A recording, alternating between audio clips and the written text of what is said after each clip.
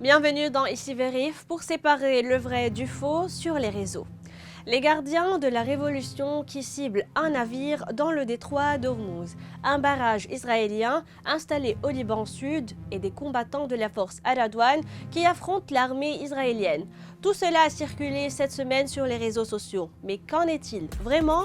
Nous faisons le tri.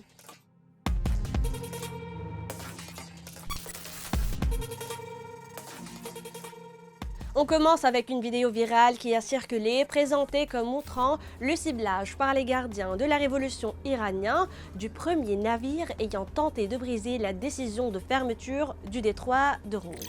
La vidéo est authentique, mais l'affirmation est trompeuse quant à sa date. La séquence remonte au mois dernier, donc avant l'annonce de la trêve. Elle a été publiée à la mi-mars et documente l'incendie d'un pétrolier après qu'il a été visé par les gardiens de la révolution iranienne. Cap sur le Liban, un barrage israélien aurait été installé dans le sud après l'annonce du cessez-le-feu. C'est ainsi que l'information a circulé, provoquant une vive polémique et une grande confusion. Par la suite, il a été affirmé que la photo diffusée provenait d'un barrage situé dans la campagne de Neitra, dans le sud-ouest de la Syrie.